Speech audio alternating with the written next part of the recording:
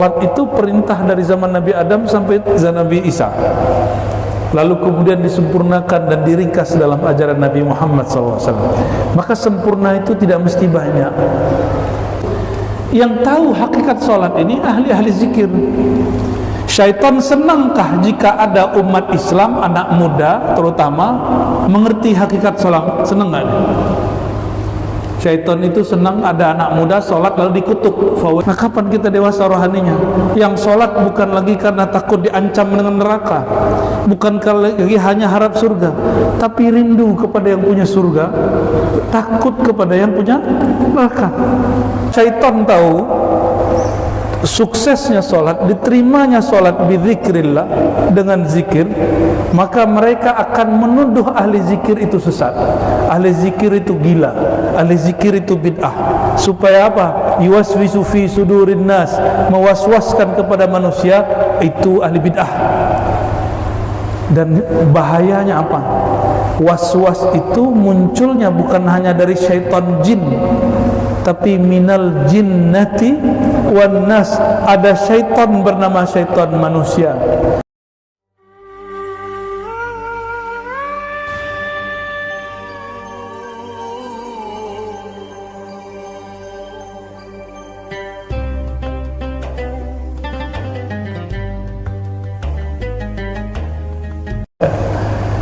A'udzu billahi minasyaitonir rajim.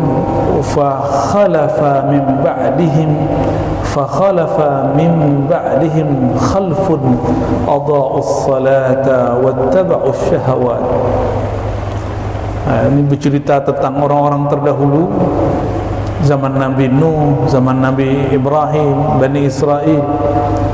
Fa khalafa min ba'dihim, maka berganti, tertinggal generasi setelah mereka, khalfun, pengganti, penerus generasi, adaa'us salah, mereka menyia-nyiakan salat.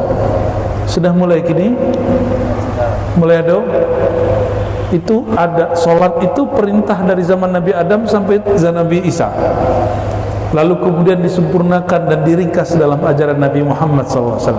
Maka sempurna itu tidak mesti banyak, sempurna itu tidak mesti kemudian jumlahnya banyak. Sempurna itu kadang-kadang dia lebih ringkas tapi lebih padat. Kalau dalam pikiran kita, sempurna itu zikirnya banyak. Zikir 70.000 dengan 3 kali, mana yang sempurna? 70.000 secara angka. Kalau yang baca Rasulullah la ilaha illallah sekali, kita 70.000 kali. Mana yang sempurna? Rasulullah sallallahu alaihi wasallam. Pewaris Rasulullah baca 3 kali, kita baca 3.000 kali. Mana yang sempurna? Pewaris Rasulullah sallallahu alaihi wasallam. Itu beda. Maka perbedaan kualitas itu ada pada makna yang difahami, dan makna mustahil didapat kalau tidak belajar. Oleh karena itu, perbedaan umat Nabi Muhammad SAW dengan umat terdahulu tukang cemeeh, tukang ejek, tukang hina, belajarnya sulit. Umat Nabi Muhammad SAW umat pembelajar, dan itu diakui oleh orang-orang barat. Orang barat itu pernah menulis, jadi dikirim dari pusat-pusat agama mereka, kerajaan-kerajaan mereka, pelajari orang Islam. Salah satu kesimpulan mereka apa? Orang Islam itu hobinya ngaji, belajar. Lalu bagaimana cara menghancurkan umat Islam? Satu aja, buat mereka sibuk berpolitik. Maka orang-orang barat jualan demokrasi ke negeri-negeri kita, benar nggak? Coba cek, Inggris itu negara demokrasi atau kerajaan? Kerajaan. Tapi dia jualan demokrasi ke Indonesia. Betul? Amerika demokrasi. Oke, karena Amerika itu bukan negerinya orang barat asli, itu negeri jajahan. Aslinya orang-orang yang sukunya bukan suku-suku Eropa. Belanda itu kerajaan atau demokrasi, monarki? Kerajaan. Denmark kerajaan. Hanya beberapa wilayah yang tidak kerajaan yang maju. Ya, Bapak Ibu kalau mengerti bab biaya pemilihan umum, itu biayanya bisa menuntaskan kemiskinan setahun 2 tahun, Pak. Itu pintar-pintarnya mereka itu. Ya, kalau ingin menghancurkan umat Islam, beri mereka mainan namanya politik. Kita tidak mengharamkan politik, kita punya sistem sendiri yang sistemnya lebih bebas sebenarnya. Baik. Fakhalafa min ba'dihim khalfun adha'us shalah. Jadi semenjak dahulu, sedari dahulu, umat-umat terdahulu mereka diuji dengan dunia lalu meninggalkan sholat. Yang mereka lakukan dulu pun diulang di zaman umat Nabi Muhammad SAW. Maka perhatikan Bapak Ibu, apapun maksiat orang terdahulu pasti ada di umat Nabi Muhammad. Betul nggak? Coba orang terdahulu homoseksual, nabinya Nabi siapa? Nabi Lut. Nabi Lut berdakwah kepada kaum yang homoseksual. Kini, zaman kini ada enggak? Banyak. Di zaman dulu ada riba, sekarang ada riba. Judi online, pinjaman online, hati-hati. Apalagi? Syirik sudah biasa. Dan beliau mengatakan sallallahu alaihi wasallam, ya, la syirka akhafu alaikum, bukan syirik yang aku khawatirkan kepada kalian, tapi apa? Ketika dunia meliputi kalian, ketika kemilau dunia menyilaukan mata kalian, maka orang mulai adha'us shalah. Jadi penyakit cinta dunia, Bapak Ibu, mohon maaf ya, kata Nabi SAW, orang tua, orang muda dalam 2 hal sama. Apa barang Bapak ini, Pak? Berapa umur Pak nih? 59. Kalau beliau di belakang 76. Kalau urusan yang duoko Bapak samu. Walaupun tapawi 20 tahun, jambo pun samu. Apa itu? Hubbud dunya wa tulil amal. Hadis sahih. Cinta dunia dan panjang angan-angan. Dunia, apa kata Nabi SAW? Dunia mata. Dunia itu nikmat indah. Wa khairu mata'iha mar'atun salihah. Sebaik perhiasannya, nikmatnya adalah pasangannya salihah. Pasti minatnya dengan pasangan sama, Pak. Cuma tenaga lebih kurang sama. Ya, nakalnya mata orang umur 70 dengan umur 20 sama, Pak. Suka jelalatan kalau kata orang di Jakarta, ya. Matanya suka liar melihat lawan jenis. Walaupun kita terpaut 40-50 tahun sama. Dan yang kedua urusan fulus, angan-angan. Beliau kok rasul-rasulun ke meninggal sama nyambung umur apa berapa? Oh 77, lebih senior puluh. Umur 77 perasaan akan mati itu rasulnya jauh sama nyambung. Betul enggak? Ada yang merasa akan mati? Jarang. Orang tuh baru merasa akan mati kalau sakit atau banyak masalah, malah meminta mati, ya Allah matikan aku, malah minta bunuh dirinya. Ya, tapi sehat kayak beliau ini, urusan yang pertama, yang kedua, kami sekartu, Pak. Sama kita.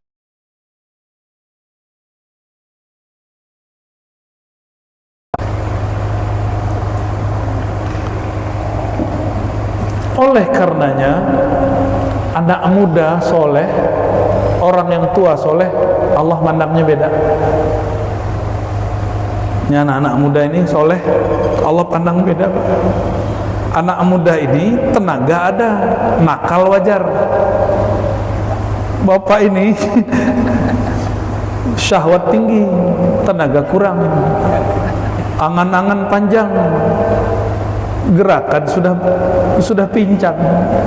Kalau anak-anak muda ini, dia nakal dimaklumi, syahwatnya besar, kekuatannya sempurna.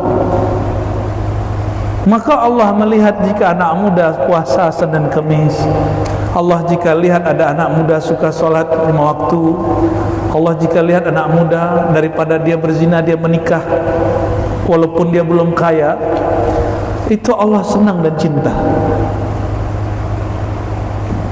lebih cinta daripada kepada beliau. Nah, tapi hiburan untuk yang sudah senior. Apa kata Nabi SAW? Ya, ada 7 naungan, masih ingat? Sab'atun yazilluhumullah yawma la zilla illa zilluh. 7 naungan, 7 orang yang dinaungi pada akhir akhirat. Saat itu tidak ada yang dinaungi kecuali mereka. Di situ disebutkan tadi anak muda, syabun qalbuhu mu'allaqun bil masajid, anak muda yang hatinya terpaut di masjid. Kalau guru kami dulu berbeda pendapat. Yang satu mengatakan yang terpaut di masjid anak muda itu dinaungi. Tapi guru kami yang lain mengatakan, la ya akhi, kullu man ta'allaqa qalbuhu bil masajid wa huwa syab wa in kana kahilan kuhulan. Semua orang yang hatinya terpaut masjid walaupun dia umur 70, 60, 50, dia dihitung muda. Jadi beliau-beliau kok mudah sama jawab. Kok hiburannya begitu? Ya. Alhamdulillah. Jadi mau muda, mau jadi orang muda, kalbunya harus terpaut di masjid. Ini mohon maaf Bapak Ibu, coba lihat, banyak orang kuliah jauh-jauh ke luar negeri, kuliah jauh-jauh ke Pekanbaru, ke Jakarta, ke Malaysia, ke Inggris, ke Eropa, ke Mesir. Rumahnya gak jauh dari masjid, tapi untuk datang ke masjid sulit. Maka orang itu tua, sudah lemah. Untuk urusan dunia dia kejar sampai ke luar negeri, tapi urusan akhirat dekat pun terasa jauh. Betul nggak? Oleh karenanya, benarlah salah satu dosa umat terdahulu yang ada sampai hari ini adalah adha'us shalah. Mereka menyia-nyiakan salat. Bapak Ibu, aqimis salata li dzikri. Hakikat salat apa? Tujuan salat apa? Hakikatnya tujuan. Apa tujuan hakikat salat? Zikrullah. Bukan berarti sudah zikrullah tidak perlu salat. Justru zikrullah itu sempurnanya dengan salat. Salat itu sampainya dengan zikir. Yang mengajarkan ilmu zikir di sekolah, di pesantren, di UIN, di Al-Azhar atau di surau? Di surau. Di mana orang belajar zikir? Di kampus, di kantor, di sekolah, di pesantren, atau di surau-surau zikir, surau-surau suluk, surau-surau tarekat. Di surau tarekat. Karena syaitan tahu suksesnya sholat, diterimanya sholat bizikrillah, dengan zikir, maka mereka akan menuduh ahli zikir itu sesat, ahli zikir itu gila, ahli zikir itu bid'ah. Supaya apa? Yuwaswisu fi sudurin nas, mewaswaskan kepada manusia itu ahli bid'ah. Dan bahayanya apa? Was-was itu munculnya bukan hanya dari syaitan jin, tapi minal jinnati wan nas. Ada syaitan bernama syaitan manusia. Baik jin dan manusia itu punya nama, sifat daripada syaitan yang memberi was-was. Disebut dalam Al-Quran khannas, ya, yuwaswisu fi sudurin nas. Qul a'udzu birabbin nas, malikin nas, ilahin nas, min syarril waswasil khannas. Was-was itu pekerjaan si khannas. Khannas itu dua jenis, ada jin disebut iblis, ada manusia walaupun berjubah ustadz dan buya, mungkin dia buaya. Masa ulama ahli zikir disebut ahli bid'ah? Masa ulama yang bersilsilah bersanad kepada Rasulullah disebut ahli bid'ah? Masa orang belajar zikir disebut gila? Paham? Maka salah satu cara syaitan supaya dosa umat terdahulu diulangi sekarang, jauhkan umat generasi muda dari ulama-ulama ahli zikir. Untuk menjauhkan anak muda dari ulama ahli zikir, pakai lidah ulama, tapi ulama su. Pakai ulama itu ada dua dalam kitab Imam Ghazali, Imam Ibnul Jauzi. Apa kata mereka? Pertama, ulama su. Bahkan sebelum beliau ada ulama ahli hadis sebelum beliau, namanya Abu Talib Al-Makki, dalam kitab Qutul Qulub, bahwa ulama itu ada dua. Ulama su, ulama yang cinta dunia, ulama yang iri dengki, ulama yang cari popularitas, ulama yang cari kaya dalam dakwahnya,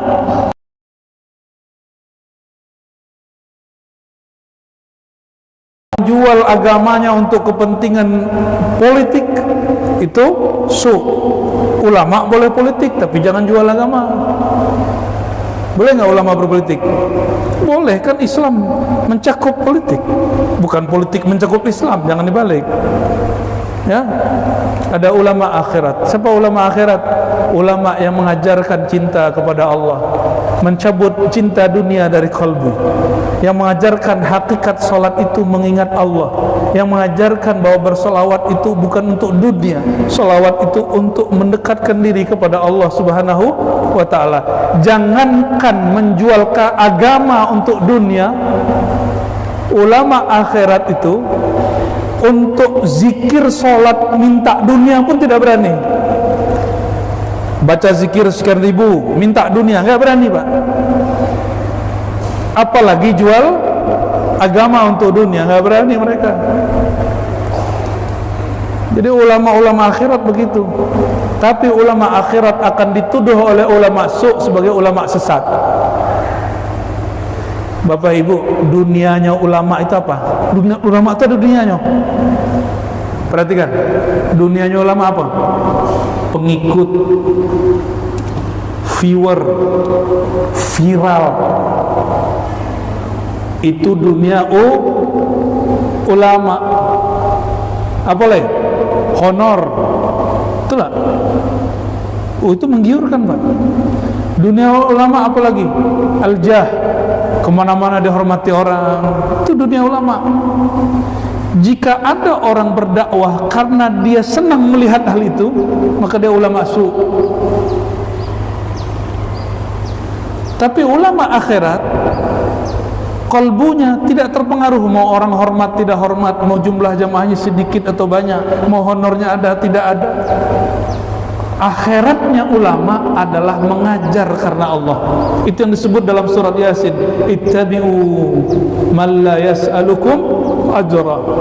Ikuti, jadikan guru orang yang tidak menjadikan agamanya untuk mencari kemewahan dunia. Tapi ulama boleh mewah enggak? Boleh. Imam Syazili haji setiap tahun. Berapa ongkos haji kini Bapak Ibu? Berapa? Yang multiple, yang berangkat pakai haji khusus berapa? ONH 300. Berarti penghasilan dia berapa setiap bulan? Imam Syazili, imam thariqah, 3 thariqah terbesar di dunia, Naqsyabandi, Qadiri, Syazili. Itu 3 thariqah entah mana yang paling banyak pengikutnya, dan 3 thariqah ini bercabang-cabang. Ada yang keempat Khalwatiyah, ada lagi Tijaniyah, tapi 3 ini paling besar. Itu Imam Syazili setiap tahun dia pergi haji, modalnya banyak itu. Tapi beliau pernah hidup susah, pernah diusir di mana-mana, dikata-katai di mana-mana, disesatkan di mana-mana, sampai kemudian diilhamkan Allah pindah ke Mesir. Pindah ke Mesir, barulah kemudian dia mendapatkan suatu kesejahteraan zahir dan batin.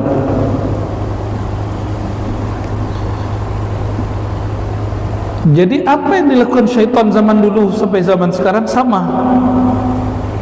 Menjauhkan anak-anak muda dari guru-guru tarekat. Nih hati-hati kalian ya. Nih ulama-ulama su nanti akan menjauhkan kalian dari ahli-ahli zikir, dari mursyid-mursyid tarekat sufi. Karena mursyid-mursyid ini tahu sirnya sholat. Ini tadi dari Angkumudo kami dikasih kitab fotokopian dari karya Syekh Abdul Qadim ya, Asrarus Shalah. Coba Sabitul Qulub, ada tentang hakikat sholat di situ. Yang tahu hakikat sholat ini ahli-ahli zikir. Syaitan senangkah jika ada umat Islam, anak muda terutama, mengerti hakikat sholat? Senang nggak? Syaitan itu senang ada anak muda sholat lalu dikutuk, fawailul lil musallin, celaka bagi orang yang sholat. Itu yang disenangi oleh syaitan.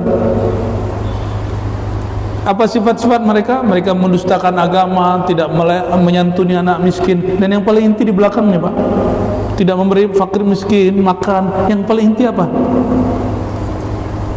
Yura'un, kolbunya riya. Riya itu syirik khafi. Nah, itu target. Tahu riya? Beramal ingin dipandang orang, didengar orang. Ceramah ingin supaya banyak viewer, penontonnya di YouTube. Nah, hati itu. Tak usah. Guru kami mengatakan dulu, udfun wujudaka fi ardil khumul.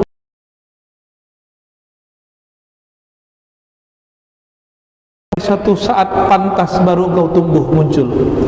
Lah matang barang kau baru muncul. Lah muncul tidak langsung dipetik, tunggu sampai matang baru dipetik. Ini kan lagi musim matwa ya. Matwa itu dari baput mulai berbunga sampai matang berapa bulan, Pak? 2 bulan? 3 bulan. Kalau Bapak petik 1 bulan, apa rasanya, Pak? Pahit. Dipetik 2 bulan, asam. Dipetik 3 bulan, paham enggak maksudnya? Anak-anak ini boleh dilatih ceramah, boleh, tapi jangan dijadwalkan ceramah. Anak-anak mahasiswa yang baru S1, nggak usah banyak-banyak ceramah dulu, ngaji banyak-banyak dulu, ambil dulu ilmu banyak-banyak. Anak-anak pesantren untuk latihan silakan ceramah, tapi jangan di atas mimbar lah. Ini tempat suci nih, Pak. Saya nggak ridho melihat anak-anak kecil sudah ditaruh di tempat yang itu racun bagi dia. Asyuhrah qabla al-kamal sammun qatilun. Begitu kata Imam Ibn Abbas dalam Syarah Hikam. Orang dipopulerkan, diberi panggung, dijadwalkan ceramahnya, ditampilkan dia di depan orang, diperlombakan dia untuk mendapatkan menjadi juara sebelum dia matang. Itu adalah racun yang akan membunuh hatinya, mematikan rohaninya. Nauzubillah min. Jadi kami senang tadi beliau Ustaz semangat untuk mendidik anak muda, tapi tolong diingat itu, latihan silakan, tapi jangan diberi panggung. Kenapa? Orang yang sudah berceramah sebelum matang, dia akan berhenti belajar karena keasikan. Kalau ceramah DP amplop, Pak, asik DP amplop tuh, serius. Tapi kalau itu sudah matang, amplop tuh ada nggak ada terserah bagi dia. Karena akhiratnya ulama mengajar. Bagi dia sampai ilmu kepada murid, kepada jamaah, itu sudah kebahagiaan luar biasa. Makanya ulama yang di kolbunya ada noda dunia, cinta dunia, indah ada amplop, tidak datang lagi, merasa tidak dihargai. Karena honor itu bahasa Arab, artinya bahasa ini Inggris, kehormatan. Dia merasa dihormati dengan amplop. Ya salam. Sejak kapan amplop cuma sekian bisa menghormati keilmuan ulama? Tidak sanggup. Menyebut nama Allah tidak dapat dibayar dengan dunia dan seisinya, apalagi cuma dengan angko-angko itu.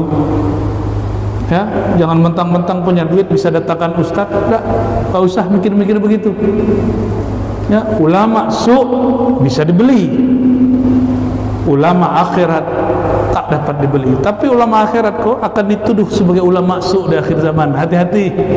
Ulama akhirat di akhir zaman, di masa kita ini, dituduh ulama su. Yang menuduh dia ulama su, ulama yang cinta dunia, ulama yang merasa jamaahnya diambil, ulama yang sok-sok menyelamatkan umat, padahal sebenarnya dia ingin menyelamatkan jamaahnya supaya tidak pergi dari dirinya. Nauzubillah min zalik. Jadi apa tugas syaitan yang pertama? Adha'us salah, menjadikan generasi tidak mengerti sir rahasia salat. Orang kalau sudah tidak mengenal Allah, tidak mengenal rahasia zikir, dia tidak rindu sholat. Bagi dia sholat itu beban. Coba tanya anak-anak, itu masih beban bagi dia sholat, Pak. Ya, yang sudah umur 40, sholat itu masih beban nggak? Masih berat nggak? Berarti masih anak-anak. Rohaninya anak-anak, badannya sudah tua, muka sudah keriput, rambut sudah beruban, tapi ruhnya belum terdidik. Sama dengan anak-anak kita. Mungkinkah ada anak muda rohaninya terdidik, umurnya baru 17, 15, tapi dia rindu sholat, dia rindu sholawat. Dia sholat itu karena rindu, bukan karena beban, disuruh ditakut-takuti guru. Dewasa ini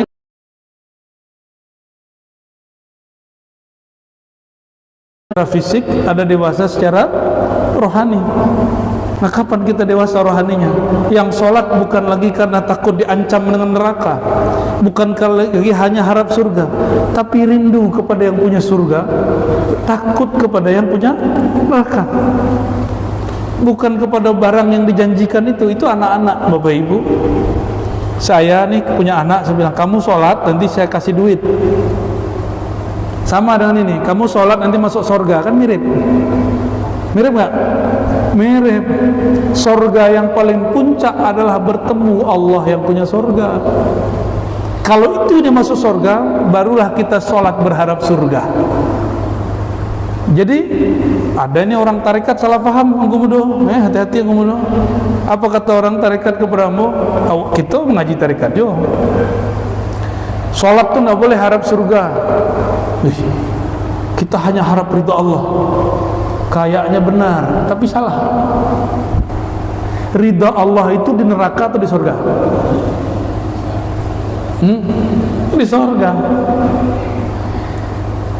Ridha Allah, berjumpa dengan Allah. Nah, jumpa Allah di surga apa di neraka? Jumpa Allah di surga apa di neraka? Di surga. Maka orang yang faham sir rahasia solat, dia rindu solat, dia cinta solat, bukan ingin kawin dengan bidadari di surga, bukan, tapi karena dia rindu ingin jumpa Allah di surga. Paham? Ya, semoga makom kita sampai ke situ. Amin ya rabbal. Dilatih-latih dari kini, ya, dilatih-latih dari kini. Apa kata Nabi Muhammad sallallahu alaihi wasallam?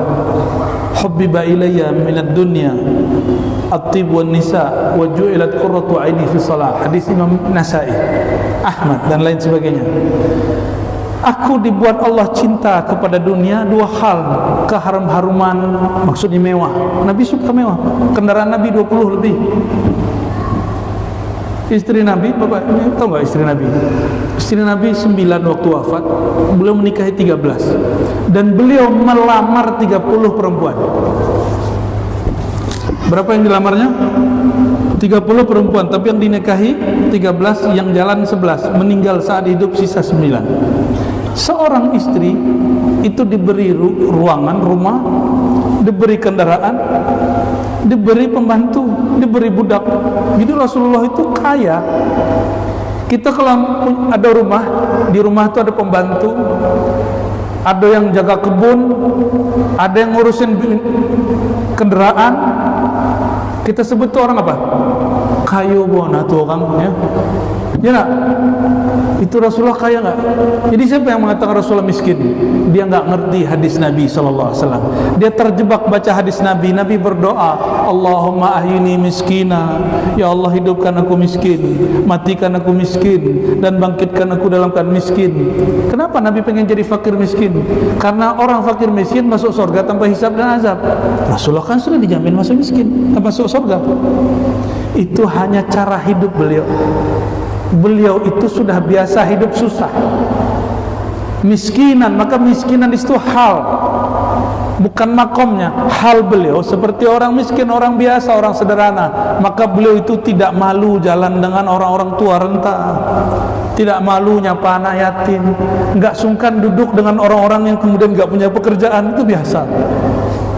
Itu yang disebut miskinah. Paham? Ya.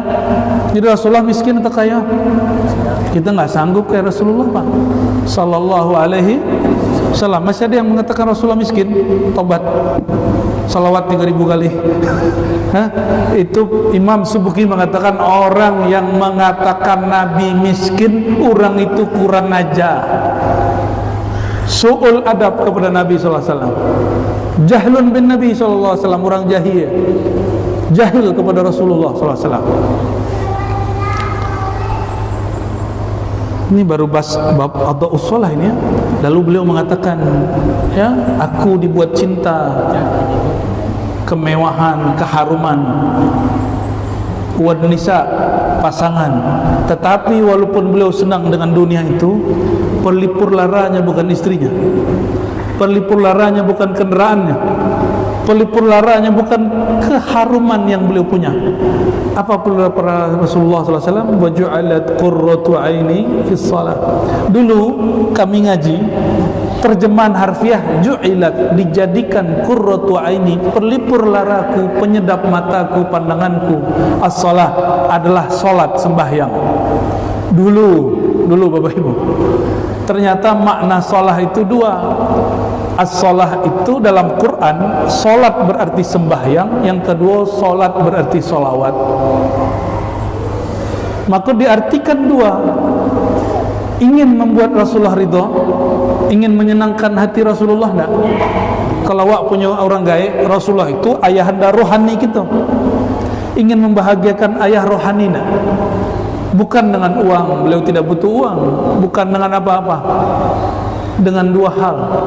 Satu, salat bermakna sembahyang, kedua, salawatlah kepada beliau Sallallahu Alaihi Wasallam. Maka orang yang paling disenangi, dirindui baginda semenjak beliau hidup, apa kata beliau?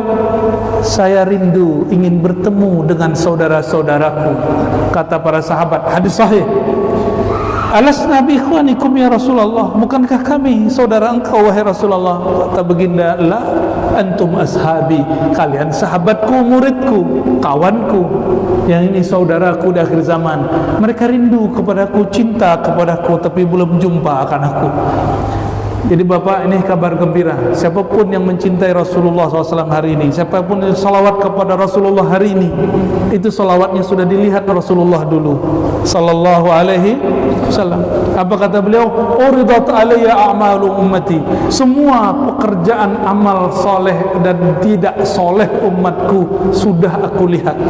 Bahkan ada seorang hamba, kata Rasulullah SAW, dia memungut ada sampah di masjid. Di masjid kan ada orang nih buka minum apa namanya, orang sini sebut sedotan itu, pipet. Itu sedotan Bapak jatuh, Bapak pungut dari masjid. Itu Nabi sudah lihat. Apa kata beliau? Sampai sampah kecil dipungut oleh umatku, aku lihat. Maka Bapak Ibu, saudara-saudariku, beramal di masjid itu bukan karena kata orang, dilihat pengurus, dilihat tokoh masyarakat, tapi yakini ini dilihat oleh Rasulullah Sallallahu Alaihi Wasallam. Jadi beramallah, ikutlah majelis, semua yang ikut majelis hari ini itu Rasulullah sudah lihat. Niatkan ikut ngaji, niatkan beramal, niatkan memberi, niatkan membersihkan masjid, membangun pesantren, berdakwah, termasuk kami mengajar. Kita niatkan, apa yang kita niatkan? Supaya menyenangkan hati baginda Nabi Muhammad Sallallahu Alaihi Wasallam. Maka berniat. Ya, ada seorang syekh di Yordan, beliau setiap pengajian ajak muridnya berniat.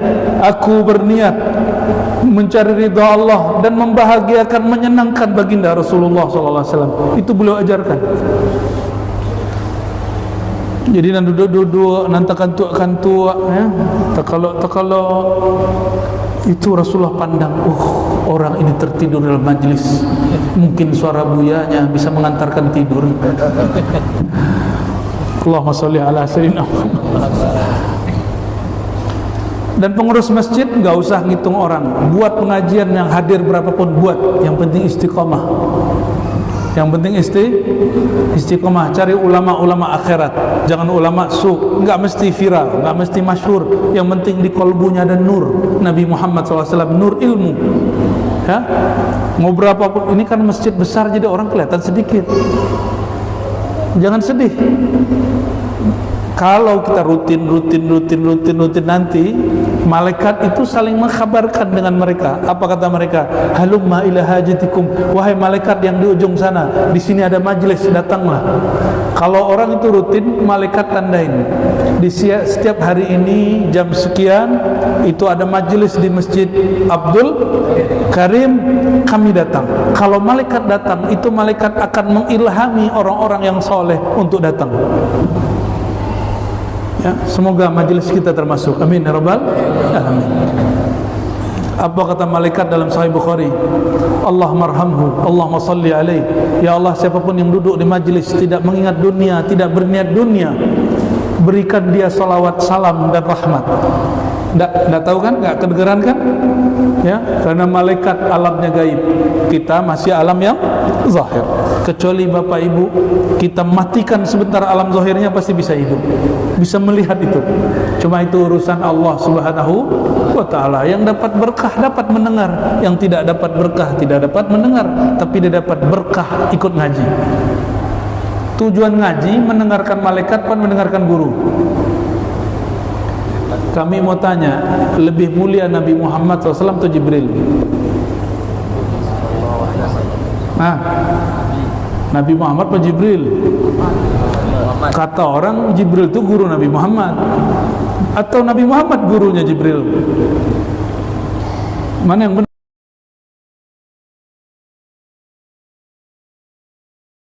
Muhammad SAW. Tapi dalam ilmu riwayat dari Nabi Muhammad SAW, dari Sayyidina Jibril SAW, dari Allah, ilmu riwayat. Tapi dalam ilmu ma'rifat dari Nabi Muhammad SAW langsung kepada Allah, dari Nabi Muhammad ke malaikat-malaikat, ke nabi-nabi, dan ke wali-wali. Maka wali umat Nabi Muhammad SAW lebih mulia dari malaikat yang biasa. Ini malaikat itu adalah yang wali, malaikat muqarrabin, malaikat karubiyin, kiramin bararah, itu malaikat-malaikat yang levelnya tinggi. Malaikat illiyin, ada malaikat-malaikat yang biasa. Wali-wali Allah di kalangan umat Nabi Muhammad SAW ada yang lebih mulia dari malaikat itu. Tapi tidak ada satu benar-benar meyakini imanku sama dengan Jibril. Tidak. Wali-wali itu nggak berani ngomong begitu, Pak. Nggak berani ngomong gitu, itu suul adab. Hakikatnya bisa batal. Baik. Apalagi pekerjaan. Nah, sedikit lagi, ini baru satu potong kalimat yang saya baca ini ya. Apalagi kerjaan syaitan yang sampai hari ini masih ada. Dari zaman Nabi Adam. Di zaman Nabi Adam, Qabil Habil disuruh berkurban. Cuma kurbannya bukan kambing. Kurban mereka yang terbaik dari yang mereka punya, makanan untuk kurban alam, menyajikan makanan untuk alam, untuk burung-burung, untuk hewan-hewan, menyajikan sesajian, dalam bahasa orang Jawa sesajen, sesajian. Dulu tahun-tahun 70-an 80-an di Kampar kok masih ada orang meletakkan sesajian di pohon-pohon, masih ada, Pak. Ya, di Payakumbuh pun masih ada di kampung waktu itu. Kawan-kawan kamu masih menyaksikan itu. Bahkan sampai kini di Jawa masih banyak orang sesajen-sesajen. Sebenarnya itu adalah syariat Nabi Adam yang nyeleweng. Syariat Nabi Adam yang nyeleweng. Kalau dia tidak menyeleweng, masih bolehkah dilakukan? Tunggu dulu. Niatnya apa? Sedekah alam atau menyembah dewa? Kalau sedekah alam boleh. Nabi Sulaiman berdoa, ya Rabb, izinkan aku memberi makan seluruh ikan di muka bumi. Nabi Sulaiman merasa kaya. Allah tersenyum. Apa kata? Coba aja. Baru sehari Nabi Sulaiman kewalahan. Makanannya tidak cukup memberi makan semua ikan yang ada di laut. Baru kemudian dia bersyukur, minta ampun kepada Allah, lalu bersyukur, ya Allah, aku kaya tapi ternyata Engkau yang maha kaya. Semua ikan itu aku tidak sanggup kasih makan. Nabi Sulaiman memberi makan ke laut. Itu sesajen, Pak. Itu syariat Nabi Sulaiman. Niatnya sedekah kepada hewan. Ini perhatian Bapak Ibu. Kalau Bapak sedekah ke orang, pasti berharap dia ucap terima kasih, berharap pamrih, benar nggak? Kalau sedekah ke burung, ke ikan, ke hewan, dia tahu terima kasih nggak? Itu syariat Nabi terdahulu. Ini terserah percaya atau tidak. Saya kan nggak nuntut Bapak Ibu percaya.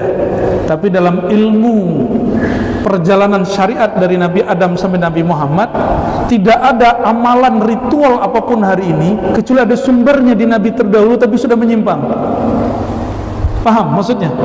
Apapun ritual ibadah yang ada di semua manusia hari ini, sumbernya dari Nabi SAW, Nabi terdahulu, tapi sudah menyimpang.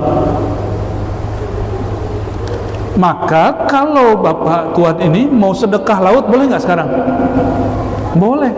Kiai-kiai di Jawa masih berjuang, di Pantura, di bagian selatan, itu masih ada tradisi membuang makanan ke laut.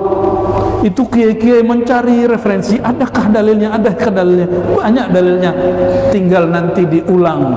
Mereka boleh memberi makan ke laut tapi pakai syahadat dan diniatkan, ya Allah, kami memberi makan ke laut, memberi makan makhluk-makhluk Engkau yang mereka tidak tahu cara berterima kasih.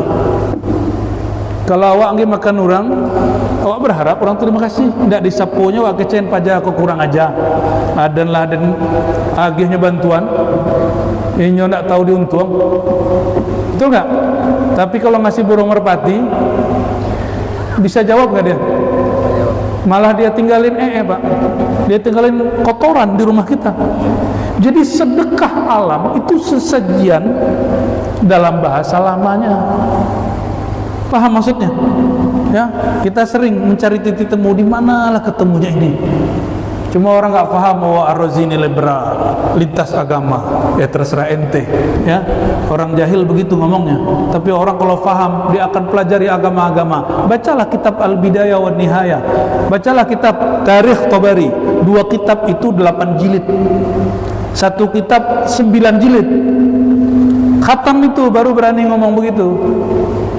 Sudah baca belum kita begitu? Saya baca S1 itu, Pak. Nah, ini kan jadi sombong jadi kan? Bolehlah sombong-sombong dikit kan? Al-Bidayah wa Nihayah 14 juzuk. 14 berapa? 14 juzuk. Alhamdulillah kami S1 khatam. Quran begini, Pak. 1 juzuknya 2 kali Quran. Itu 14. Di situ kita ketemu jumpa, oh ternyata ada syariat terdahulu. Cuma kita tidak faham. Akhirnya terjadilah orang daki gunung kemarin di Jawa, sesajen ditendang. Nggak begitu. Apa kata Nabi SAW? La tasubbu alihatahum fayusubbu ilahaka. Haram menghina ritual Tuhan mereka. Alihatahum, Tuhan mereka. Agama-agama lain nggak boleh dihina. Kalau engkau hina agama mereka, mereka akan hina agamamu. Maka menghina agama lain itu adalah cara menghina agama kita. Maka mohon maaf, saya tidak tertarik dengan mu'alaf yang menjelek-jelekkan agama sebelumnya. Ente mu'alaf aja, jadi santri lah. Jangan kemudian menjelek-jelekkan agama sebelumnya. Karena kita juga gak butuh kalian, malah nyusahin kita, ya. Zakat masih kasih mereka, benar nggak? Betul nggak? 1/8 loh hak mu'alaf itu. Nyusahin kita, Pak. Udah begitu, nyusahin kita, adu domba muslim dengan non-muslim. Apa kata Nabi SAW? La tasubbu alihatahum. Jangan coba hina, caci maki, rendahkan Tuhan mereka, ritual mereka. Biarkan. Kita punya dakwah sendiri, kita punya iman sendiri, kita punya cara sholat sendiri. Oke? Jadi Bapak Ibu ini boleh nggak suka Kristen, tapi nggak boleh menghina Kristen. Boleh tidak suka Hindu, tapi tidak boleh hujat agama Hindu. Tidak boleh hujat Dewa Siwa. Ya, boleh katakan bagi saya Dewa Siwa bukan Tuhan, boleh. Tapi kita nggak perlu menghujat mereka. Paham? Mulai saja hujat agama mereka, besok di YouTube, bahkan hari ini di YouTube orang muncul menghujat agama kita. Betul lah kata baginda sallallahu alaihi wasallam, "Fayhasubbu ilahakum." Mereka detik itu juga akan menghina Tuhanmu, agamamu. Betul kan? Muncul hari ini. Jadi jangan senang dulu Pak kalau ada mu'alaf-mu'alaf, ya, didik mereka. Ada yang modus soalnya. Ada mu'alaf lillahi ta'ala, ada yang mu'alaf lelah ya Allah ta'ala. Lelah dia jadi mu'alaf katanya. Udah 10 tahun masih ngaku mu'alaf. Kalau 10 tahun harusnya sudah jadi ustad. Saya 4 tahun ngaji kitab sudah jadi ustad, tapi belum puas, ngaji lagi sampai S2 S3. Ya, ini belum apa-apa sudah jadi ustad. Belum pernah ngaji ke kiai manapun sudah jadi ustad. Mu'alaf. Jangan rusak mimbar kita dengan orang-orang yang nggak ngerti agama kita tapi baru masuk Islam dikasih panggung. Ya, senang ya ada orang Islam masuk, ada orang non Muslim masuk, senang.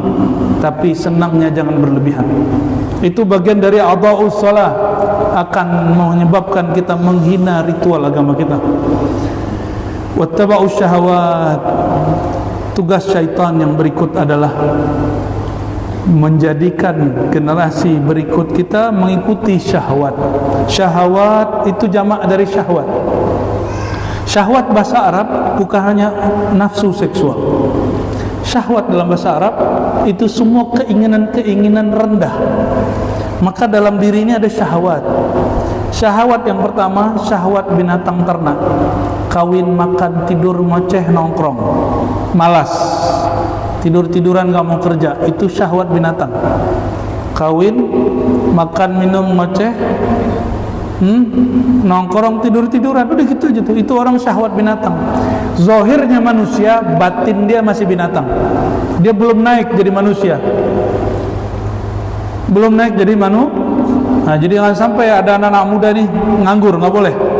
Nggak boleh ada anak muda kerja itu kan mesti PNS toh. Bisa dagang, bisa online, bisa kerja di sawit, bisa di apapun.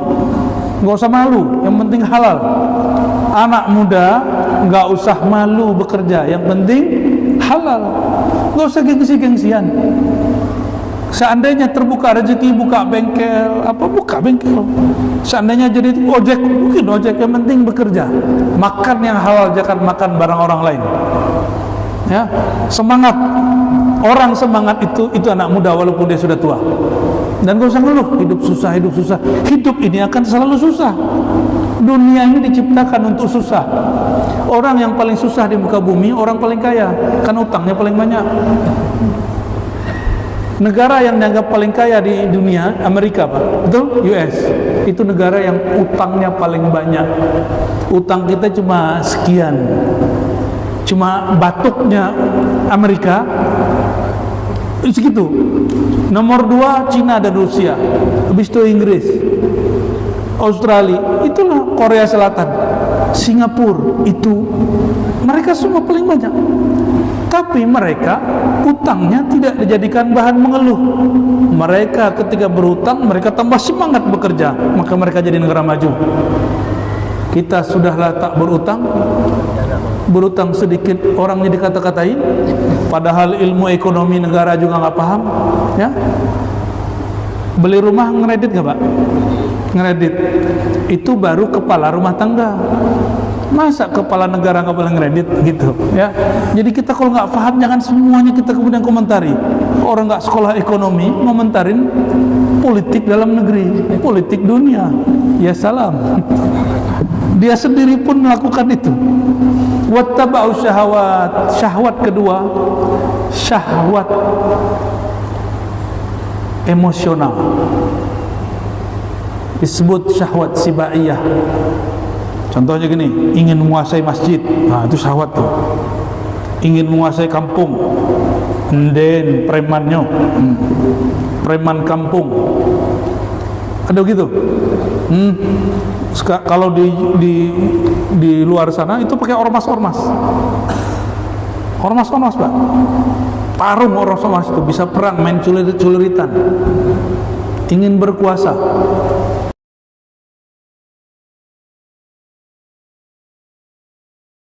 Ternak atau hewan buas? Hewan buas. Maka itu sifat buas, sifat emosional. Itu nafsu sibaiyah. Nafsu apa? Oh, itu kalau preman-preman bangga sekali kalau duduk-duduk itu. Buka baju, ya, atau pakai baju robek-robek duduk di manapun, udah bangga. Ya itu dunia dia. Kita nggak boleh juga kemudian mengata-katai dia. Berarti makom dia di situ. Makom dia di sapa aja, Pak. Orang-orang masjid ketemu sapa mereka. Mereka juga senang disapa itu. Ya, pengen dihargai. Ini enggak? Ini pendatang baru nih, nggak tahu diri nih katanya. Saya ini orang kampung sini, harus dihargai. Mohon maaf, orang-orang tua nih, mohon maaf. Kalau anak-anak kurang hormat terus marah, kalian tidak tahu adab. Saya ini orang tua kok nggak hormati. Itu nafsu namanya apa? Syahwat sibaiyah. Masih pengen dihormati, Pak? Masih haus penghormatan orang? Masih harus penghormatan orang? Kalau masih haus, berarti tuan ini masih hewan buas, cuma tubuhnya manusia. Ulaika kal an'am, mereka itu binatang, kata Allah Ta'ala. Bahkan binatang ternak disebutkan di situ. Bahkan di Quran kamatsalil kalb, seperti anjing. Anjing itu binatang buas. Nauzubillah, itu Allah betul-betul keras bicara di situ. Aku sudah beri fasilitas tubuh yang sempurna, ruh yang sempurna, akal sempurna, kok masih bersifat hewan? Itu marahnya Allah itu. Yang ketiga, syahwat akal. Syahwat akal itu kritis, ingin menguasai orang,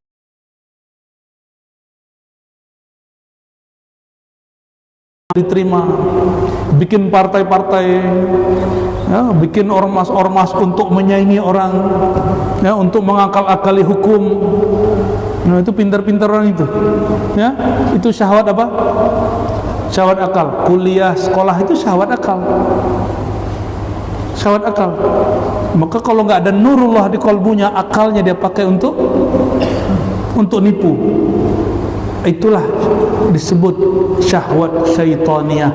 Syaitan itu tubuhnya tidak sekuat kerbau, tapi dia bisa menggerakkan 1000 kerbau. Paham maksudnya? Ya, dia bisa memprovokasi, menghasut jutaan kerbau. Dan manusia, zahir tubuhnya manusia, dalamnya nafsu setan, suka memprovokasi. Tubuhnya pakai kopiah, pakai sorban, tapi isi ceramahnya memprovokasi orang, mengadu domba orang. Itu setan itu, Pak. Tapi tubuhnya manusia, tubuhnya ustad. Nauzubillah min. Tubuhnya mungkin politisi, pejabat, public figure, tapi diadu domba orang. Itu orang syaitan. Jadi ada manusia hewan ternak, ada manusia bersifat hewan buas, ada manusia bersifat syaitan. Ada yang keempat, syahwat malaikat. Malaikat ada syahwat. Ada syahwat malaikat. Malaikat itu sukanya zikir dari pagi sampai sore, sore sampai pagi, pagi sampai sore, sore sampai pagi. Malaikat tidak makan, tidak minum, tidak tidur. Malaikat apa yang disuruh itu yang dikerjakan. Disebut patuh. Bapak Ibu, bulan puasa siang hari makan nggak? Nah, itu menirukan sifat malaikat. Malam hari tahajud, qiyamul lail, menirukan sifat malaikat tidak tidur, tapi masih tidur 1 jam 2 jam. Cuma sayang, saat berbuka sifat binatang ternaknya kambuh. Maka dia makanlah makanan yang tidak pernah dibuat 11 bulan, dibuat di bulan Ramadan. Kola. Betul nggak? Nah, itu kejadiannya. 12 jam, 13 jam berhasil menahan diri jadi malaikat. Tapi azan beduk berbunyi, langsung kambuh penyakit sifat hewan ternaknya. Ya, malam-malam masuk ke masjid, anak-anak ramai, dia terganggu. Apa kata dia? Apalah ini anak-anak yang kurang ngajar, setan kalian, keluar, mengganggu orang tua sholat. Ada yang begitu? Katanya siang puasa, mungkin karena berbukanya kebinatangan, maka dia pergi ke masjid sholat, dia bentak-bentak, sifat hewannya muncul, hewan buasnya muncul. Mau begitu? Nggak usah lah. Di ujung Ramadan jadi pengurus zakat, uang umat. dimakan. Dia main-mainkan itu barang, jadilah dia syaitan. 3 sekaligus. Nauzubillah min. Ada masjid kejadian begitu? Ada. Ini kalau masjid kejadian begitu nggak jadi-jadi ini masjid nih. Semoga ini masjid nggak begitulah. Oke, 2 menit lagi. Mau 11:10:30. Syahwat yang paling tinggi, syahwat rohani. Syahwat rohani ini dibagi, ada banyak bagiannya, tapi kita bagi 2 aja. Syahwat qalbu, syahwat ruh. Qalbu inginnya hanya ingat Allah. Ruh inginnya hanya memandang Allah. Tapi itu ilmu hanya boleh dijelaskan sampai di situ. Kalau ingin mendalami, mesti berthariqah dulu, mesti bersuluk dulu. Suluk pun belum tentu dapat, berthariqah pun belum tentu sampai. Kalau Allah sayang, Allah kasih, ya. Tapi harus mulai dulu jalannya, supaya siapa tahu Allah memberi perhatian, Allah kasihlah rasa itu. Mulailah nikmat zikir. Orang nikmat buka handphone. Buka handphone kan ke mata, kepalanya gini Pak ya, gini ya, mirip-mirip orang zikir Pak. Zikir apa gitu, sama-sama pegalnya. Tapi kalau sudah tahu nikmat zikir, bisa tahan sampai sejam 2 jam. Sama kalau tahu cara main handphone, bisa tahan 1 jam 2 jam. Coba mulai, jangan bikin Allah kemudian kecewa dengan kita. Jangan membuat Allah marah dengan handphone kita. Mulailah buka handphone baru di dalam kolbu. Handphone bernama smart kolbu, bukan smartphone. Smart kolbu. Bukalah lembarannya, buka passwordnya asyhadu an la ilaha illallah, bersihkan dengan astaghfirullah. Ambil talqin, ambil energinya, ambil chipnya, kartunya kepada ulama, buya, syekh, mursyid, ditalqinkan di baiat. Nanti baru bisa diamalkan. Hidup tuh barang di rumah, baterai habis datang lagi, cas lagi dengan beliau, ya. Udah penuh, keluar lagi, bawa lagi kemana? Kalau sudah punya server sendiri, sudah punya alat cas sendiri, tidak usah lagi datang ke guru. Cukup silaturahim dengan guru, tidak usah menyusahkan guru lagi. Datang ke guru tapi tidak minta dicas, ya. Kalau sudah bisa, baru guru angkat tuan jadi guru, ya. Paham di situ? Dan ditutup dengan kalimat ayat fasaufa yalqauna ghayya. Jika kita membiarkan syahwat ini tidak terkendali, tidak dididik menjadi syahwat qalbu dan syahwat ruh. Jadi syahwat yang 4 tadi mesti tunduk kepada yang 2 tadi. Kalau dia tunduk, maka dia makan dengan nama Allah. Dia makan, ruhnya ikut makan. Dia kawin dengan nama Allah, maka orang hubungan badan ada doanya enggak? Tapi kalau enggak, dia pun tidak pakai akad, tidak pakai doa. Tapi kalau orang sudah syahwatnya rohani, dia pun ingin menyentuh pasangannya, dia sentuh dengan nama Allah Subhanahu wa ta'ala. Tidak lagi menjijikkan, justru itu ibadah. Fi bud'i hadikum sedekah. Bahkan di pada kemaluanmu ada sedekah, apalagi pada tanganmu, apalagi pada matamu, apalagi pada lisan dan kolbumu. Begitu Rasulullah mengajar kita. Maka syahwat ini tidak semuanya jelek jika dia dididik dengan kolbu, ya. Akalnya nanti nggak lagi jahat, ya. Jiwanya, emosi pada tempatnya, ya. Semoga Allah Ta'ala tidak menjadikan kita seperti yang disebutkan di Quran ini, fasawfa yalqauna ghayya. Mereka jika menyia-nyiakan ilmu salat, mereka mengikuti syahwat, mereka terjebak ghayya, sesat dan tersesat. Nauzubillah min dzalik. Nanti jawabannya Bapak Ibu baca ayat lanjutannya, ayat 60 surat 19 ayat 59. Itu masalah, jawabannya ada di ayat 60. Prakteknya ada di surah suluk, di surah tarekat, di majelis zikir. Itu jawabannya ayat 60. Semoga Allah Ta'ala memberkahi kita semua. Karena waktu kita pendek, kami doakan masjid ini segera rampung. Semoga tambah banyak rumah-rumah yang menghafalkan Quran, tapi bukan khawarij, ya. Tambah banyak orang-orang yang mengajarkan Al-Quran dan makna Quran. Tambah banyak anak-anak muda hatinya nyangkut di masjid, tambahnya banyak orang-orang yang tua, tambah lembut kepada anak muda, tambahnya ulama-ulama yang bil akhirah, ulama akhirat, bukan ulama su. Amin ya rabbal alamin. Mohon maaf salah kurangnya, mohon maaf nanti tidak banyak dapat salaman, sedapatnya saja, dan tolong enggak usah selfie-selfie, itu bid'ah.